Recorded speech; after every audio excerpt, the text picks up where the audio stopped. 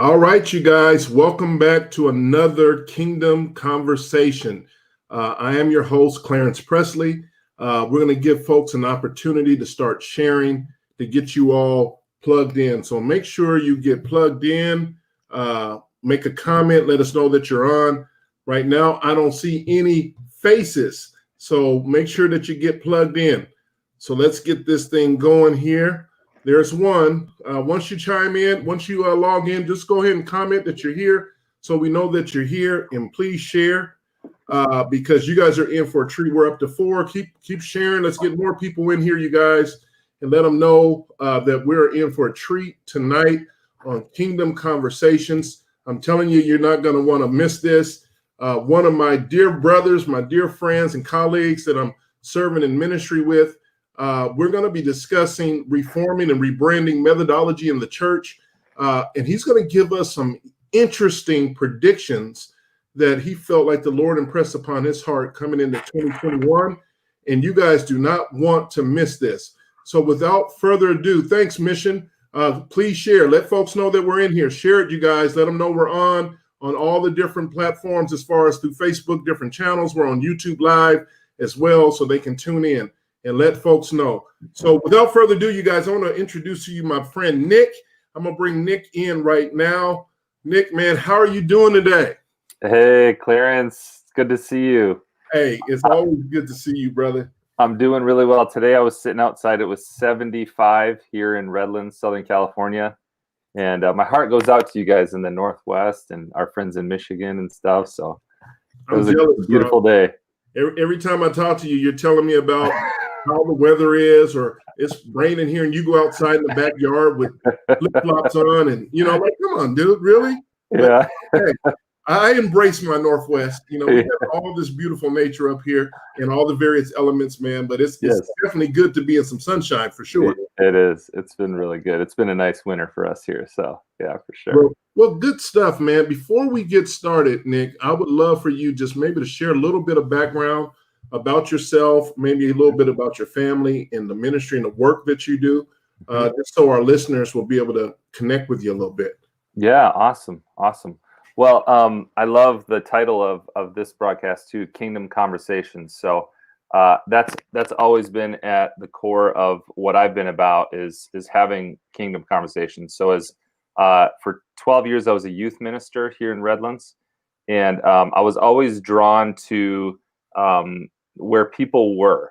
So where were the conversations already happening, and how could I get in there? And so among students, that was in schools, that was on ball fields, that was serving as a coach or a part-time teacher, or wherever I could get into where people were. That's where I wanted to be. So my family and I moved out here from Michigan to Southern California 16 years ago. My wife was a teacher, and then about 3 years ago, I really sensed God calling me out of local church ministry. After youth ministry, I was an associate pastor and kind of a missions pastor. After that, I really felt like God calling me outside of the actual institution of the church. And so I began work as a networker and leadership coach and developer. So I began to really find that there were people in our city that were hungry. They had dreams. They were part of the body of Christ, but they didn't know how to integrate their dream and what they sensed God calling them to. They didn't know how to fit that into kind of like a bigger story. And so I felt like God was telling me, go help the helpers, go run with the horses, the people that are, they're making big investments in the kingdom, but they're outside of the kind of traditional 4 walls. So I didn't really know exactly what that would look like, but had a lot of good friends and people who said, no, this is what you need to do. My wife at one point across the table said, we need you to go for it. So I launched and began coaching and creating a network. So I started a program about 1.5 years ago, a pathway for leaders I called them mission entrepreneurs, and we called it Momentum. And so we gather monthly for leadership training and then one-on-one personal development. And what I'm learning, Clarence, in this space is that leaders, we're like everybody. We need help. Yeah. We need people running alongside of us, listening to us, helping us discern. And so I've, as part of, the network that you and I are part of, the denominational organization we're part of, I've received so much help along the way.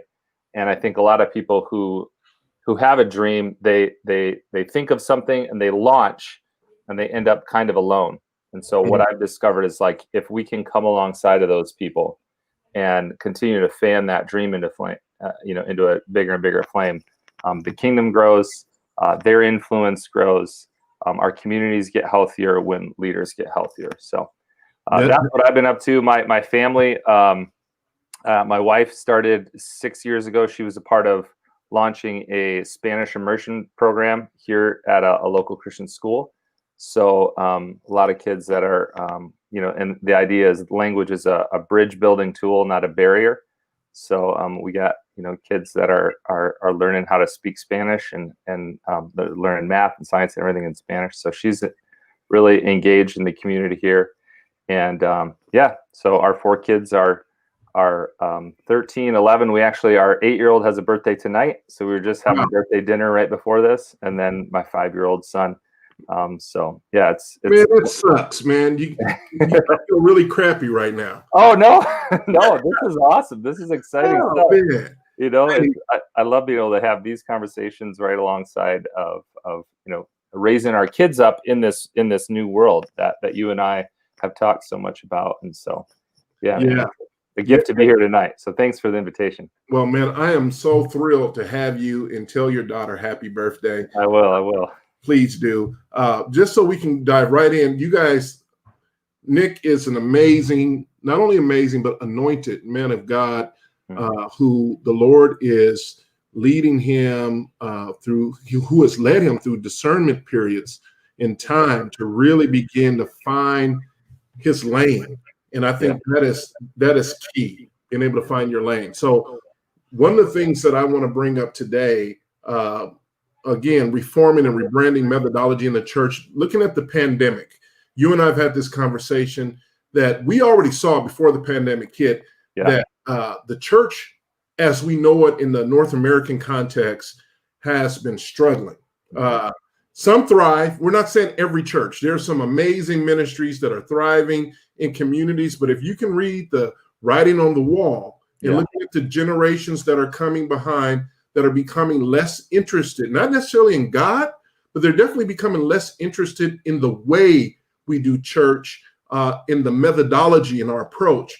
So you and I had a conversation recently where we talked about rebranding, and you gave us the whole Yo Play to Gogurt, which I shared with folks last week. And we really just, tapped into that, talking about, hey man, that's Jesus, same substance, but coming in a new way. We're not talking about changing the message, but we're definitely talking about changing some methods, which I believe we're on the brink of another Reformation. I think we're already in it. It's coming. I think it's here. And you recently wrote an article that I will ask you guys to go follow. I'll ask you to share that information so that people can read it. But you wrote an article, and you've been doing some work and sharing this with some of your groups that you're coaching, your momentum groups, and you've been dealing with these 8 predictions, right, for 2021. Before I get into each prediction, can you share a little background on that and what prompted you to write that, and how did that come across your heart? Yeah. Well, 2 things. One, I really want to dive into this idea that you have too of the economic Reformation, and how God is working through economics to bring about Reformation. So at some point, maybe I can flip it and ask you, but if not, I'm so interested in that. Yeah. Okay. Cool.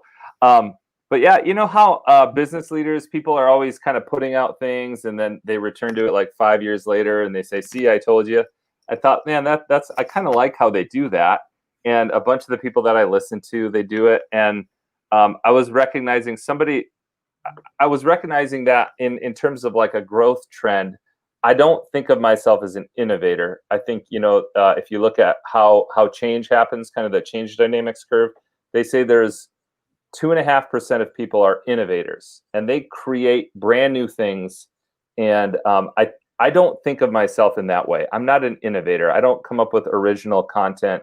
What I think my role is in communities is I see innovators, I appreciate innovators, and I go like, whoa, something they did was really cool, and I'm going after it, right? And I probably am one of those early adopters, the 12 and a half or whatever it is, 15% of people who are kind of early adopters. That's how I see my role. So when I was thinking about, well, what are some of the things that I'm drawn to? My guess is if I'm drawn to it, that there are going to be people then, somewhere on that pendulum that are also going to be drawn to it eventually. And so I just kind of started thinking about the things that I'm excited about and saying, well, those would be trends then that, or predictions for the next, 3 to 5 years of things that are going to become increasingly popular. So that was where that flowed out of was, one, this would be kind of fun to do. Two is, what is it that I actually believe and value and think matters and will continue to matter in the the kingdom of God. So, hey man, I love it. And you're speaking of predictions and trends. You're talking like the market, man. Like we're in the market, and we are. Yeah. We're in this kingdom marketplace, right? Yeah. I love just your whole approach to that. And it's going to segue us right into dealing with your predictions, Cool. right? And your first prediction. And before I talk about your first prediction, you said you're not an innovator. And what kind of resonated with me, well, shoot, you're like Microsoft. Microsoft never created anything, but they just take things and make it better. And they, you know what I mean? They're going to take the market. Yeah. So that is really interesting. So let's talk about the first prediction that you have in your predictions that you wrote. You said 2021 is for collaborators as more and more innovators go on their own. It'll be the ones willing to work with others that will go farther. Can you talk about that a little bit? Yeah.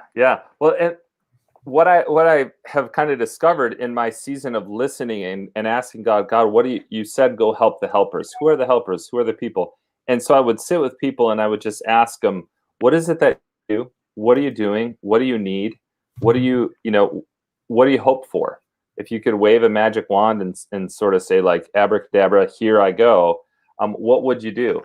And then I would ask people, what's your greatest challenge? And what do you need?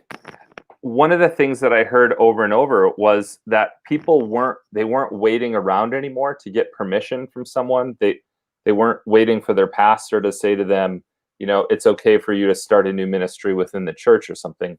They would just say, I feel like God has really called me to this thing. And I know, and it's so ingrained in me, I have to do this. And then they would go do it. And then once they started it, there was initially often some success, or they grew it to a certain size or whatever. But then there was like a barrier. There was something they hit.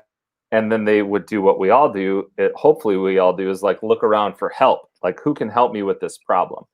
Right. And then what I felt like my role was to begin weaving those people together and saying like, hey, there's other people like you. What does it look like for you to get in a room and have a conversation together, to learn from each other, to support one another, which is a very different thing than thinking like we're against this group over here. And what I've noticed in that space is the people that are really good at helping other people and helping other groups, helping other organizations, end up really serving, their purpose as well. Right. So that ability to collaborate, where I think we're coming out of a place where a lot of churches, a lot of ministries, nonprofits, businesses were competing with one another. Right now, it's the people who are in these networks who have found a way to work with others who are similar but distinct enough so that their brand or their thing stands out. They're the ones that seem to really be winning, right? Like the platform is bigger, there's more exposure, they're connected to a broader stream. So I think, moving forward, I think you got to be able to collaborate. You got to be able to work with other people. And a lot of the things that I grew up learning, I was talking with my mom-in-law recently about this, that I grew up really learning about all the ways that I'm different, that my denomination, that my particular religious stream is different and better. And it wasn't about collaboration. It was about separation and division. Not here's how you work with other people, but here's why your particular tribe is better. And so it's a very different world. I think when you're small, you're a solopreneur or you're starting your own thing, you really need other people, and you need other people. And so you don't really have the option not to collaborate. So I just think moving forward, more and more people, we're going to be looking for groups, networks that have figured out how to serve. And we can get into that in another one of the predictions, but the collaborators.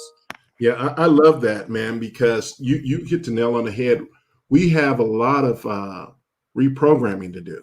Yes. I think that, again, yes, we are called, set apart, all that good stuff, but we are many members in one body. Yeah. And you have to see the beauty of the community around us. Amen. And collaboration. It's funny because I think of the passage where the word of God says the children of the world are wiser than the children of, like the children of the darkness are wiser than children of light. And I'm paraphrasing right now. And I think about in business, like, again, I've been looking at the market a lot lately. A lot of stocks have been soaring. Why? Because news have come out of NIO is merging with NVIDIA to create autonomous driving vehicles, or this company is merging with this company, or at least they have an MOU, right? Yeah. You have this understanding, this agreement that they're going to work together, and it's causing them to thrive and to soar, right? Yes. At the same time, even in the nonprofit world, they're asking you for grants now, like, who are your partners?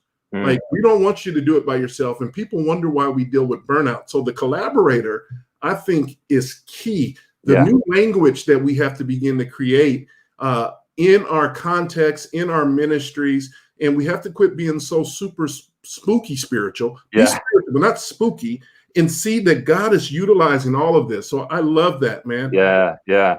Well, and thank you for the body analogy, right? I mean, it's the best collaboration ever, is you have these individual parts that are part of a greater whole. And, so the eye and the ear and the mouth, they're working together. Exactly. Right? So yeah, we see it in nature as well. Nature is deeply collaborative. The ecosystem. Somewhere along the line, we thought we had to do it on our own against everyone else, and that it was about competing. And not that I don't think competition is important. Like, I think it's beautiful, and I think it's really, really good. But I do think the best competitive edge is to be deeply collaborative. Yeah, that healthy competition. Yes. So the next prediction you talked about was servant organizations. You said 2021 is for servant organizations. Similarly, groups that move away from self-serving bureaucracies to helping others be the hero will become linchpins in the future. Can you talk about that a little bit? Yeah. Well, I think so many organizations make success about them, right? So how can we be successful? And I like what Donald Miller has kind of done with the whole story brand idea, which is that your organization exists to help somebody else succeed in their dream or their passion, what they're pursuing. How can you be more like a wise guide who is going to create something to help them succeed and be successful? So, biblically, we've been talking about this for a long time. I think it was Greenleaf who wrote the book on servant leadership, right? So how do we serve others' purposes?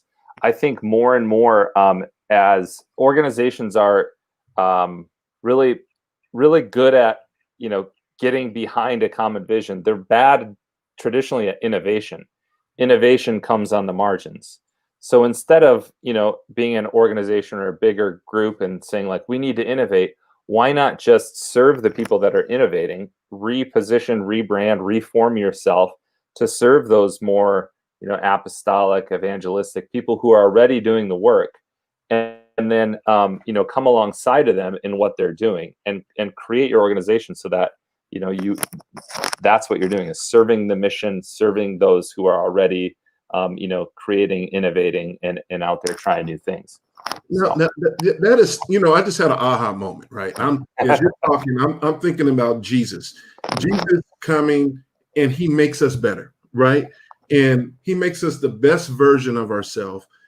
this is why they want to be with him. Yes, they're looking for Messiah. They want to be rescued. They want to be delivered, but there's something different about him.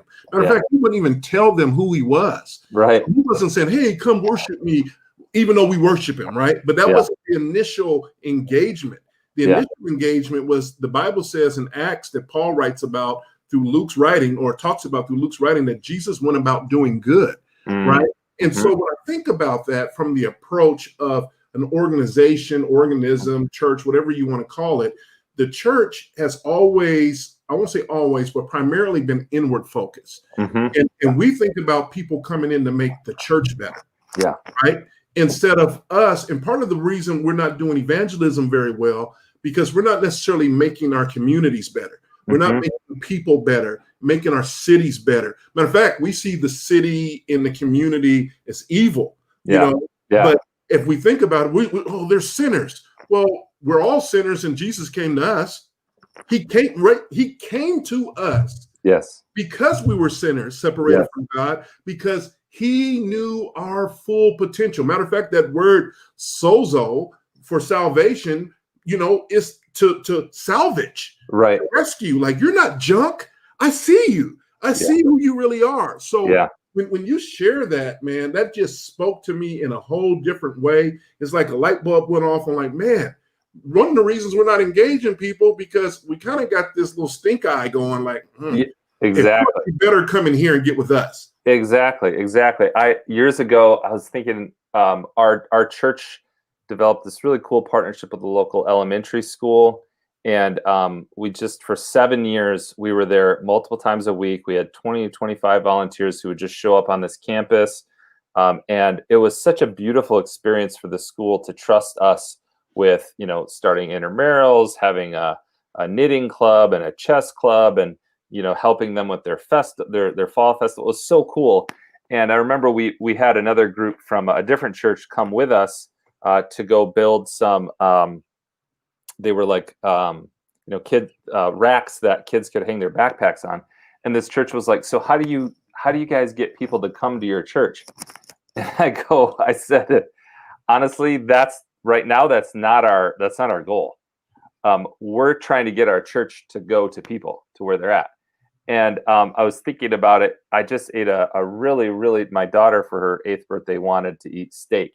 So I got like 2 big T-bones today at this, the local butcher here, Stater Brothers. And man, they were so good, Clarence. It was so good. I still have the taste in my mouth. But what made it really delicious was, the right amount of seasoning. But what nobody ever does is they don't bite into a T-bone and go, man, this is delicious. They go, that T-bone is delicious. Like, it is so good. And I think sometimes as Christians, we're supposed to be the salt. We're supposed to be the light. Nobody ever walks into a room and goes, look at the lighting in this room. It's perfect. Maybe some people do, but not a lot of people. Most people are like, man, this room is beautiful. And this steak is delicious. So like, our lives are supposed to be about accenting I love it. The things that are already really good in a community, and highlighting them and pointing them and say, look at these things. Look how beautiful they are. They reflect the divine creativity, or the glory of God, right? Like, the glory of God is humanity fully alive. I forget who said that, some early church father. And so the salt and the light, they accent the good things that are already present, which is like a missiological shift, right? Is to say, no, we're doing good things in the world because we believe that the goodwill creates way for the good news to ultimately emerge. Yeah. So, man, you're all in redemption today, brother. Yeah. You know what I mean? Are we preaching a little bit? Yeah, you're preaching a little bit, man. The Lord said, and it was good, right? Yeah. So you're definitely preaching, man. Let's shift to this next one. All right. I'm going to pop it up for the folks to see. And you talked about 2021 is for those incorporating nature. Yes. This may seem obvious since people have been quarantined for months. Talk about this. This is probably going to mess with some folks, but it's right on. I know where you're going with this. Yeah. Well, early on in the during the COVID experience and the quarantining, I think we all were surprised to see like air quality. Southern California, everybody's like, man, the air quality is better. Fewer people on the road. I was really aware of the birds. I was like, man, are the birds louder, or am I just listening a little bit more? Right. I think more and more people during this quarantine, they got tired of Zooming. So they started doing things like walking. They were getting outside. My neighborhood was just packed with people like walking all the time, going to parks because it was one of the only things that was open. But there seems to be going on hikes. We live in kind of the foothills here, and there's a lot of hiking trails. So it seems like people are awakening a little bit to like, hey, we live in a world that's actually pretty beautiful, you know. And if I stop a little bit and look around, I find that spending a half hour at a park with my family is a really incredible thing. Like, we all feel more connected. We feel more connected to each other, to nature. So I think and again, this is flowing out of what I'm feeling and what I'm experiencing. So I just assume if I'm feeling this, my guess is there's going to be a lot of people that also are already experiencing this or will more. But I feel this now in buildings where I'm like, especially on a beautiful day, man, I just really want to be outside. Is there any reason we couldn't do this meeting while taking a walk? Or is there any reason we couldn't, go for a bike ride and talk about this particular thing that we're doing right now? So I feel like more and more people are recognizing one of the great gifts of being alive is experiencing connection and intimacy with nature. And you and I have been a part of a few different things over the last few years with our buddy Ben, where he's invited us just to go on walks outdoors, or he's set our meetings in really beautiful areas. I think that's a really significant shift from creating massive buildings, that seat hundreds of people, to what would it look like for us to do this in a setting that's a little bit more, nature oriented. So I think you're right, man. I think especially as you're thinking about our millennial brothers and sisters who are shifting. Yes, some may want to go into a traditional setting, a more orthodox setting from time to time. But I know, like, one of our disciplines or rhythms in our church is recreate. We believe in about recreating, the recreation aspect of recreating together, natural theology, and I think you're going to see more and more of that, especially with this next generation. And you and I have already talked about it. I don't want to dig too deep into this, but I think that in the next 40 years, mega churches are going to become not all, but almost obsolete, because there's going to be a shift, right? I think people are longing for authentic relationships. So being away, doing Zoom calls, we're talking to people, but man, that deep longing, like you said, for the outdoors, for recreation, and for fellowship, how might we point out the glory of God in that, like Paul did in Romans, right? In Romans 1, he reveals all these things. So I'm excited just to even dream about what that may look like, but we can't be fearful. I think sometimes, we're driven by our fear, like, oh, it's going to take away from what we do. And really, I think that drive has been kind of a consumer-driven reality. We're thinking we're losing something. And if it's really about connecting with people where they are and engaging people with the gospel, holistically, then we're going to have to really pay attention to the methods that we incorporate in how we serve the Lord, especially in this next season. Yeah.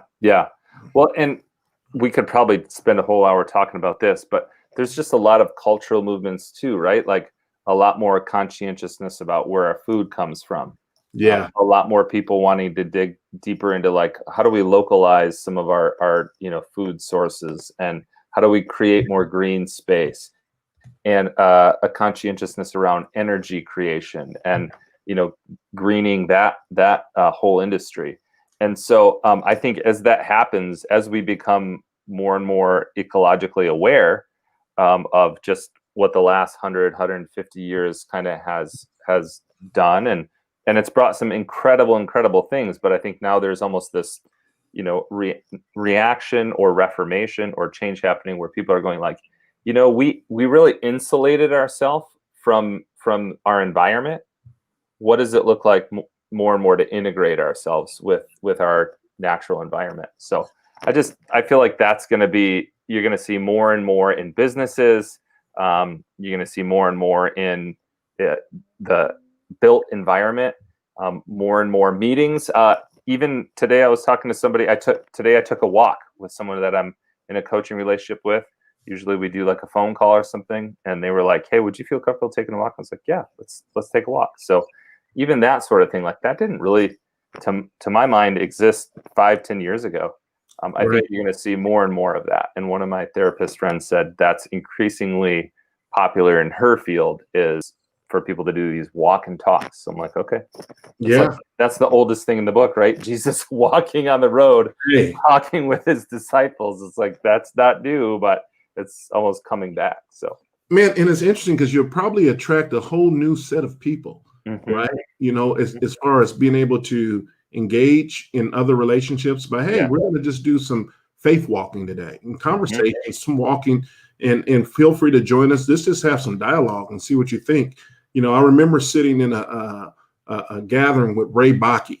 And he shared on the whole urbanization, of the world from a globalization standpoint. He said, the world is being urbanized. He said the church as we know it is going to shift. He said this stuff 25 years ago. It's shifting. People are working 24/7. It's going to become virtual. You're going to have 24/7 churches, basically not necessarily a building, but access, being more accessible. But with urbanization, right, it means that rural experiences are becoming less and less. So now, what 25, 30 years ago, people were adamant and hungry to get to the urban center. Now people are hungry to get to a Airbnb somewhere, laid up by a lake or a beach, and they can't wait. When we get away and retreat, man, our congregation talks about like God meets us when we retreat. And so one of my questions have always been like, why don't we try to be intentional about creating those retreat experiences more often? Right.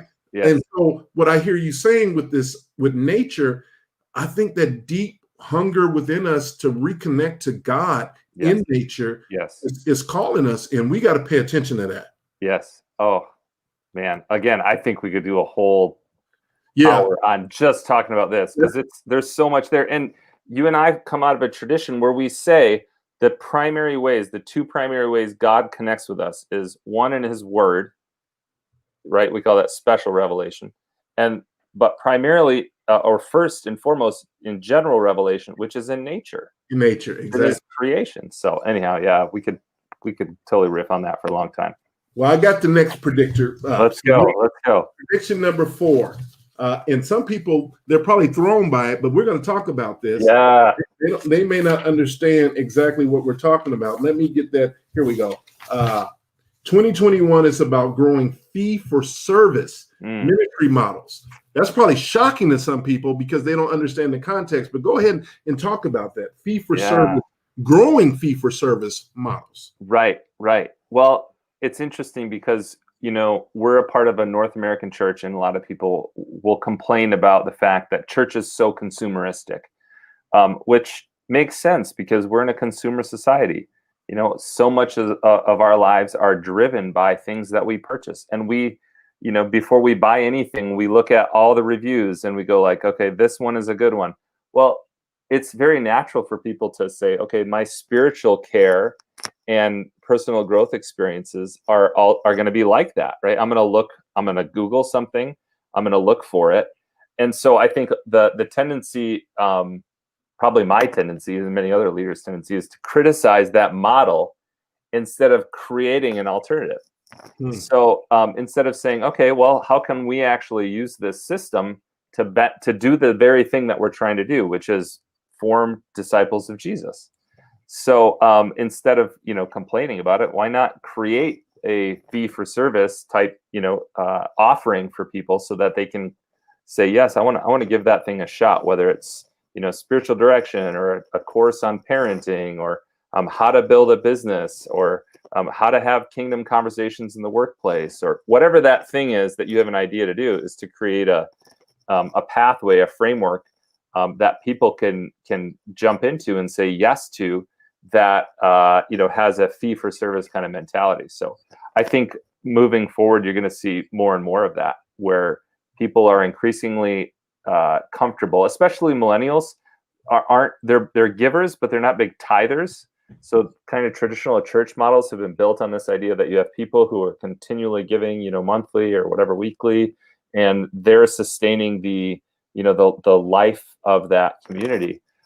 But I think as you have fewer and fewer people doing that, we're going to have to create different models for sustainable, ministry offerings. So, and dude, man, I really feel like is kind of an ancient future, like it's going back in time, because even to this day, my understanding is that in Israel, they all have to learn a trade, no matter what profession they do.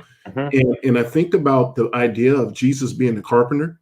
Yeah. And again, we have compartmentalized everything. So fee for service ministry doesn't really sound bad when you think of everything as ministry. Right. Exactly. It's just being intentional. Like, okay, I'm a shepherd. Well, when you think of a shepherd was a job. Right. And it was like a lowly job. Like, no, that was the bottom of the totem pole, but it was a job. But God chose to use that as the example of caring for people. Right. And so how do we care for people in the spaces that we're called to influence? Yes. Right. Going back to that salt and light piece you were talking about, to make people better. Yes. And when people feel like they're being made better, they don't mind paying a premium. Right. An exchange. Right. Yeah. I think about Melchizedek receiving this offering. Right. I think about Abraham. I think about David receiving, these offerings when he would come in and do something great, that there was these exchanges like of gratitude when people are authentically grateful, growing and being developed. They don't mind paying a premium. The reality is how you use that premium. Right. Now, are you being manipulative, or are you actually really helping people to grow? And for us, we're talking about being intentional about disciple making in the process. Now, it may not have the same lingo that you would have in church, but you and I have talked about it before, that counseling and coaching. I hope you don't mind me mentioning this. I remember you said that a buddy, hey, Nick, it's time for you to let Pastor Nick die. And I was like, dude, are you crazy? How do you are Pastor Nick. Right. Pastor Nick die because you're Coach Nick, who just happens to be a pastor. You're going to pastor people no matter if you're coaching or you're the CEO of a corporation. That's just who you're going to be. And I think that we have to begin to be intentional about that, so people can find freedom living that out, instead of thinking it's just some specific realm within a building that they have to meet in a couple of days a week with a few people that's half the time they don't even want to see. I just hate to say it, but it's the truth. It's true. Well, and you're tapping into this, like the difference between, I think for me growing up, I thought vocation was a job, right? And vocation comes from like the word for call, vocare or something, right? So it's like, God is calling me. That doesn't necessarily mean like to this particular job so much as like to a role. And that's what you're describing too. If you're a builder, if you're a creator, if you're an innovator, if you're a pastor, that role is going to move into whatever kind of job you have. But I think that distinction between those two things is really important. And that's kind of what I'm saying with this is, if you're a pastor, if you're a discipler, if you're an evangelist, you might be in a different job, and part of that job means the economic structure might be different, right? If you're a pastor teacher, you might not be in a church setting where the economic structure is people tithe. You might be in something else, right? Like we have now, we're in a culture of like influencers, and influencers can create income through different ways. Right. But that's a different, it's the same calling. It's just it's the same vocare. Like God called that person to instruct, to teach, to share, to shepherd, to, develop people, whatever that thing is. But the job is different. Exactly. And the particular structure or the delivery place of it is a little bit different. Although the contribution, the invitation from God is the same. So exactly, man. You're all in the book, man. You're in Ephesians 4, APES model. I remember sharing with a guy who I respect and love. I said, man, all right, if they talked about, apostles, evangelists, shepherds, teachers, prophets, let's talk just on this whole shepherd piece. where did the shepherd as far as pastors? They Yeah. didn't have buildings. I think we always kind of connect that to now. So what did that look like? Yes. They were shepherding in community, Yeah. right? Yeah. They were elders of what? Elders of villages. Mm. You know, in the village included the entire economic ecosystem. Yeah. Everything worked together, and they were seen as elders in these spaces. Yeah. Because the wisdom in which they navigated with was extremely necessary. And I think that we have put restrictions on that. And that's why we don't see the fruit that we oftentimes desire to see, because we're not allowing ourselves to flourish in the spaces that God is nudging us into. But fear, and some of that fear is coming. Remember, fear is basically like the opposite of faith. Faith cometh by hearing, and hearing by the word of God. Fear is just the opposite. If you ain't hearing the word, or getting the understanding of it, right? If we're only giving people little slivers, they're starving. Yes. They don't have an understanding, you know, and that's one of my favorite paths. In all thy getting, get an understanding. I need to understand, like you said, wherever I go, whether I was doing the football league, man, I'm still going to be me. I was still apostolic. I was still shepherding. I was still leading. I was still discipling, holding people accountable, loving on people. I considered myself the parish pastor, right? It didn't matter. Yeah. And these are the things that I think is going to take for us to understand how to move wise as serpents, but gentle as doves in this next season. Man, let's get to the next one, man, because you got me fired up, man. I love it. When you get fired up, I get pretty excited, man. You're a brilliant preacher. Prediction 5, man. Yes. 2021 is for helpers who offer personalized care. Talk about it. Yeah. The emphasis here, I would say, is on the personalized. So we're in a culture where people are there's so much exposure to like phenomenal communicators, incredible authors, big business. Everything is like, you want high quality stuff. It's out there. I think one of the things that creates is yes, inspiration can be high, knowledge, information can be high, but there's a deep longing that people have to be known. They want to be known personally. They want someone to understand their story, their uniqueness, and so in order to do that, you got to know people one-on-one. You got to have a sense of who they are and how they are gifted and how they are strong and what their weakness may be. And I just see more and more people hungry to be known. And so I think those helping professions where people offer personalized care, gone are the days in my mind where you can be a pastor of a church of 500 and not really know anybody. I think, moving forward, you're going to have people who they need to be known by. There needs to be somebody who's a little bit, ahead of them, or at least trained in how people are wired, who knows them and understands them and can help them continue on their journey. So that's why I just thought, personalized is a big thing moving forward. It is, man. It is big time. I think about, personal touch and like when you get a gift. Yes. And yeah, you'll appreciate a gift. If I send you a Starbucks card, or whatever. I'll take it. By the way, parents. Don't ever not send me Yeah, you're gonna take it. But if I took some artwork of your family and something that was meaningful to you, and then put a personal touch. Just recently, one of my good friends, he had a birthday, and he received a Tesla. His wife bought him a Tesla. He was excited about it, like, oh man, I got a Tesla. But then his son actually took a photo of him and his dad on a dock, and his father passed away last month. Wow! And they blew it up. Him and his son and wife, put it in a frame, and he was like, "Man." Now you're talking about this picture versus a Tesla. Yeah, the Tesla's great, but that picture, right? And I think sometimes we're so focused on the big picture and generalizing. Yeah, it goes back to what you said about really making people better, right? Sometimes we're more concerned about what does the numbers look like, and what I've come to realize is what you also mentioned. I can't establish, or I'm not going to connect this well to everyone.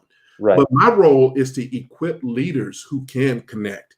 Yes. So even when you're talking about from a marketing standpoint, for some of you guys who are listening out there with businesses, one of the things that I went through on one of my trainings, I recently wrote a book, and a lot of people thought it was funny at first, right? Me and my wife wrote this book on intimacy, and the book is only like 39 pages, but it was intentional because the training that I went through, they said, listen, only focus on two specific things. Why?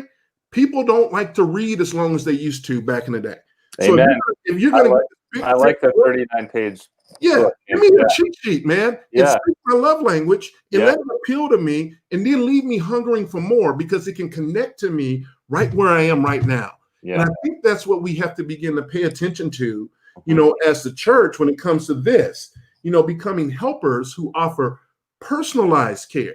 Yeah. Not the generic care. I was on a Clubhouse call a couple of weeks ago, and I frustrated them, man, because they were talking about accountability and how do you fire people, and it was just so corny. I'm just calling it what it is. Bunch of pastors, bless them, love y'all, but it was corny. And the truth is, I brought up a point that I learned years ago. How do you hold people accountable to what they haven't agreed to? Right. Ooh. You can't, right? And what about situational leadership? Because if you think you can generally hold everybody to the same standard and they haven't agreed to it, it's one thing if they've all agreed to it. It's another thing if you're just assuming everyone is going to respond the same way. Your children don't respond the same way. Exactly. That's why I tell my kids, I love you. My daughter always say, who do you love the most? I'm like, I love you all. Like, I love you all differently. Yes. Right? Yeah. Based on what you need. That's what we need. Yes. If I treat my daughter like I treat my son, I'm going to have a problem. Right. So that what you're saying, brother, is right on. And I pray that people are grabbing a hold of this and running with it. These predictions are right on. Yeah. Well, man, I appreciate that so much. Just the even the emphasis on families and parenting. And, I think teachers are learning this so much, the idea of individualized care. And, in a business, not all of your clients need the same thing. I'm not a salesman, but even what I understand from a lot of salesmen, they're trained differently based on what people need to hear. Some people need data. Some people need inspiration. Right. Some people need certainty, like, hey, this is better than other. So understanding how people are different and then offering them what they need. It's not manipulation. It's an advanced model for connection. Yeah. You're better at connecting with people. And I think people are hungry to be seen. They're hungry to be understood. Like, if God knows us intimately, right? Well, maybe we should do a little bit better job of trying to understand and know people. That's good. If the scripture says he knew us when we were being knit together in our mother's womb, like that's some pretty close stuff. Yeah. Maybe we ought to make that a goal, is to say, I can't know everybody in that way, but I can know 10 people, or I can know 100 people. The other thing, real quick, in Jesus, so much of this comes down to Jesus' model of ministry and how he built his discipleship group, which was he had hundreds of people who were interested in him, and then he had dozens of people who were more like, no, we're pretty committed to him, to him and his message and his model, and then he had a handful of people who were like, no, we're in, and then he had a couple that were like, we'll go anywhere. And then he had one that it says he loved, right? Yeah. And he ministered and he taught and he trained them all differently. Yes. Based on who they were and what their connection was like moving forward. So one of my mentors says, his thing is he will give people as much as they want, as much as they basically ask for. He'll keep doling it out, but they have to take some initiative in their own development and learning as well. So that's another piece of the personalized thing that I think is important for us to hold in. I love that, man. I love that. They have to take some initiative. And that was, how many times did Jesus say, your faith has made you whole? Yeah. Come walk with me. Like, you have to, it's here, but you can only determine that based on the personal relationship with each person. You know what they're ready for. Right. Exactly. So that's good stuff, man. Let's shift to the next one. Let's get these guys over to number 6. Let me open it up. Number 6, 2021 is for the storytellers who can contextualize their message. Talk about it. I think story has never been more important than it is right now. You see this in our current political sphere. You see this in great businesses. They're more than just getting a product. They're telling a story.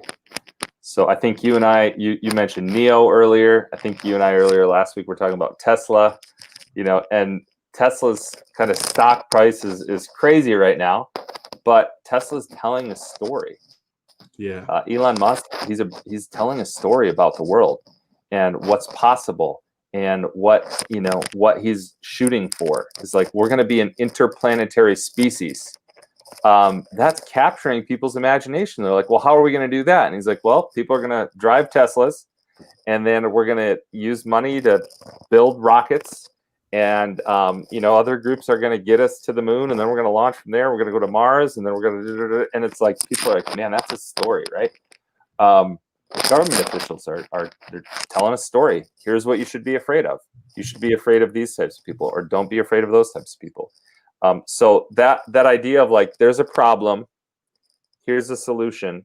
If you go with our solution, this is the Donald Miller story brand. If you go with our solution, this is what you'll experience. Here's the win for you. That's just like, that's story stuff. So I think people who get really good at telling stories, of being able to say, hey, in our community, in our particular community, here's the challenge. Here's where we're coming alongside to help people. And here's what your life will look like if you join us and say yes to the thing that we're doing. People who get good at that are going to win. Dude, man, you're still all over the book, right? That whole, we overcome by the blood of the Lamb and the words of our testimony, our stories. Yes. Right. Well, Jesus has already paid the price. And the fact that we're dealing with overcoming or even a testimony means there's some kind of test. And even as you mentioned Donald Miller, I think he even references on something I heard him talk about Lord of the Rings, Frodo and Sam and Gandalf. Like Gandalf, you would think is the main character. Yeah. But he's not. No. This thing is making sure you see Frodo. But the truth of the matter is, as much as we think Frodo is the real hero, the true hero is Sam. Right. And so being able to show everyone, and let me rephrase that. It's not just that, it's all of them. Right. They're all heroes in their own way. Yes. And when we're able to help people to connect the dots, to see how they are a part of God's narrative. Yes. And that there is a specific storyline connected to, if I can use this without people taking it the wrong way, their heroism. Like God has given you something to do. Your heroism is when you glorify God by becoming who you were created to be. Right. And being able to stretch people's imagination like Elon Musk to say, hey, why not? All right. This is the challenge. What solutions are in you? I know you have something inside of you that we need, contribute and share that gift, share that story with us. I think it's important. And that's what we saw in the early church. Yeah. That's when you're hearing about stories, not just about Jesus, but you're hearing stories about Peter walking on water, right? You're hearing about, doubting Thomas, but then sticking his hand in Jesus' side. I mean, you're hearing stories of other people, the woman at the well, and how she goes and gets all these people to come back out. It's Jesus is at the center, but everyone's a part of the story. Yes. Yes. Yeah. You mentioned, man, it's incredible. Yeah. No, that's right though, it's such a crazy thing to think that, with all the technology and everything that exists, all the innovation that exists in our culture, all the sophistication, that the thing that still compels us are stories. But that's how we're wired, is we're wired to see our life in light of, a story and the arc of a story. So yeah, I think that's that skill and being able to tell really good and compelling stories about who we are as a people, where we are, what the challenges and threats are, and what we need moving forward. That skill set is going to be increasingly important for people. So yes. All right, I'm looking at the time, and I know you got a birthday girl to get to. Number 7. Yes. 2021 will be filled with fear by people who benefit from it. Talk about that. What do you mean? Yeah. Well, I mean, it's not a new thing. People have been, capitalizing on other people's fear for a really long time. And I think in these last couple of years, we've seen folks stoke the fire of fear so hot that when you stop for a minute and go, wait, who benefits from this? Who wins when people are afraid? It's like whoever they're running to, right? It's the same model of storytelling to say this is the problem. Here's the solution. So whoever benefits from here's the problem, here's the problem, here's the problem, here's the problem. Whoever has said we've got the solution for you. The solution is be more like this thing. So I think that's a very old tactic, and one for us all to be increasingly aware of, and frankly, just to be able to be a non-anxious presence in the world is like followers of Jesus, for us to just be non-anxious about the thing we're leading, about the ideas and dreams and hopes that we have, to just be aware and say, like, am I leading from a place of faith, or out of my own fear, out of my own sense of anxiety, out of my own feelings of lack or whatever? So I think you're going to see increasingly more and more people being able to spread fear, and in their silos, capitalize on those fearful narratives. And we're seeing that right now, big time. Inauguration, a couple weeks. I mean, there's so much fear filling, and it's dividing folks because they're going to run to who they think can comfort them. Yes. Right. And so the church has to be able to provide a comfort. Right. And unfortunately, sometimes the church has been the vehicle of the fear driving. Yep. We've done a lot of fear mongering and fear promoting ourselves in some ways that we need to really repent and take ownership of, and provide spaces for people to find the comfort they need in the Lord, and in real relationships, and these stories that we've been talking about, instead of continually looking for things that divide us. So in the division is only built on fear, right? That's what divides us. Fear divides us. So that's good, man. Let me jump to this last one, so you can go celebrate the rest of the night and get chocolate wasted. So prediction number 8. Let me pull it up here so they can see it.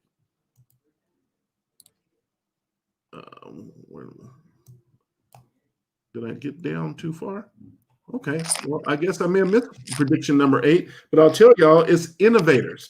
2021 belongs to the innovators. Can you talk about that a little bit? It's kind of like what we started off saying is, I read this Barna study. I'm sure you did too.